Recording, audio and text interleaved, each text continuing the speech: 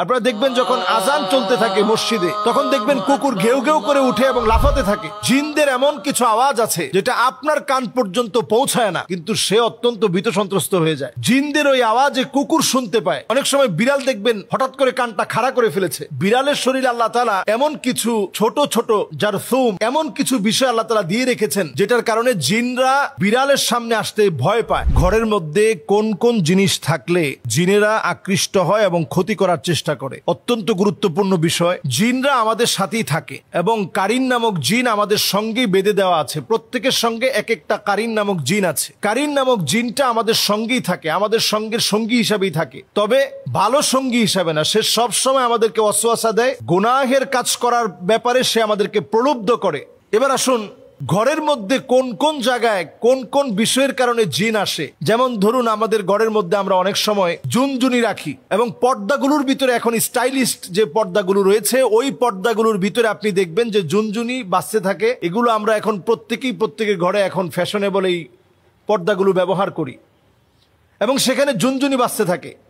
নবী সাল্লাল্লাহু আলাইহি সাল্লাম আমাদেরকে সতর্ক করেছেন, লা তাদখুলুল মালাইকা বাইতুন ফিহি জুলজুল। এই যে জুনজুনি অথবা নূপুরের যে আওয়াজ, ছোট ছোট বাচ্চারা নূপুর পরে, পায়ের মধ্যে নূপুরের ঝুনঝুন ঝুনঝুন করে আওয়াজ হয়, এটার কারণে জিনের আকৃষ্ট হয়। আপনি চিন্তাও করতে পারবেন না, খুবই সিম্পল সাধারণ বিষয়, কিন্তু জিনেরা এতে করে আকৃষ্ট হয়, রহমতের ফেরেশতারা চলে যায়। এরপরে আপনার ঘরে অনেক সময় আমরা দেখা যায় ছোট ছোট বাচ্চাদেরকে পেশাব করিয়ে একটা কমোডের মধ্যে পেশাবটা জমিয়ে রাখি, অথবা হাই কমোডে পেশাব করে ফ্লাশ করি না। এই কারণে জিন আপনার প্রতি আকৃষ্ট হয়, ক্ষতি করার চেষ্টা করে। বাউলুন মুনকাতা, হাদিসের মধ্যে বলা হয়েছে যে কোথাও যদি পেশাব জমিয়ে রাখা হয় তাহলে ওই জায়গা জিনের কাছে পছন্দের জায়গা হয়। তাহলে এই জায়গায় পরিষ্কার পরিচ্ছন্নতাকে নিশ্চিত করা। এরপর নবী সাল্লাল্লাহু আলাইহি সাল্লাম আমাদেরকে হাদিসের মধ্যে জানিয়েছেন, জিলদু নামির, বিভিন্ন প্রাণীর চামড়াকে আমরা, মৃত প্রাণীর চামড়াকে আমরা ঝুলিয়ে রাখি। বিদেশ গেলে দেখবেন অনেকে হায়নার চামড়া নিয়ে আসে।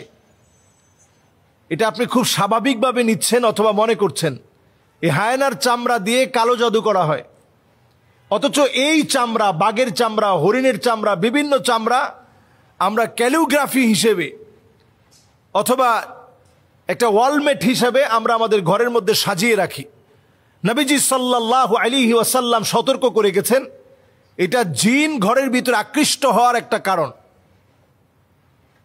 নবী আলাইহিস সালাতু ওয়াস সালাম এরপর আমাদেরকে সজাগ সচেতন করলেন, জিন ঘরের ভিতরে আকৃষ্ট হওয়ার আরেকটা কারণ কাতিউ রাহিম, আত্মীয়তার সম্পর্ক যে ঘরের মধ্যে থাকে না, সন্তান হয়ে মাকে দেখতে পারে না, সন্তান হয়ে বাপকে দেখতে পারে না, সন্তান হয়ে আত্মীয় স্বজনের খবর তো নেয় না, নিজের ভাইয়ের খবর নেয় না, এইরকম ব্যক্তিদের ঘরে দুষ্ট জিনেরা আসে।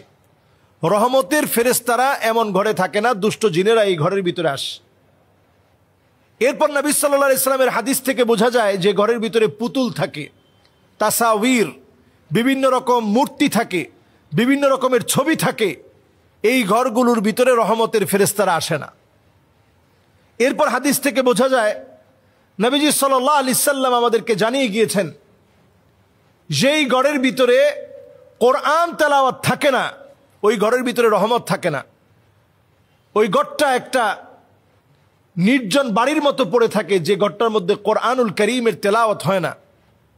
এজন্য ঘরের ভিতরে কোরআনুল কারীমের তেলাওয়াতকে ইনশিওর করা, প্রয়োজনে আপনি মোবাইল থেকে কোরআনুল কারীমের তেলাওয়াতকে ছেড়ে রাখুন, প্লাগ ইন কোরআন, সার্বক্ষণিক কোরআন তেলাওয়াত চলতে থাকে। এই ধরনের ডিভাইসগুলো এখন পাওয়া যায়। আপনি কোরআনুল কারীমের তেলাওয়াত আপনি ছেড়ে রাখেন, লাউডলি ছেড়ে রাখেন এবং শোনার চেষ্টা করেন। কোরআনুল কারীম তেলাওয়াত যখন বাজবে তখন অন্যমনস্ক না থেকে শোনার চেষ্টা করেন, সন্তানদেরকে অভ্যস্ত করেন। বাসার ভিতরে যখন খুব লাউডলি মিউজিক বাজানো হয়, এটা জিনদের আখড়ায় পরিণত হয়। এজন্য মিউজিককে বাসা থেকে একেবারে নিষিদ্ধ করে দেন।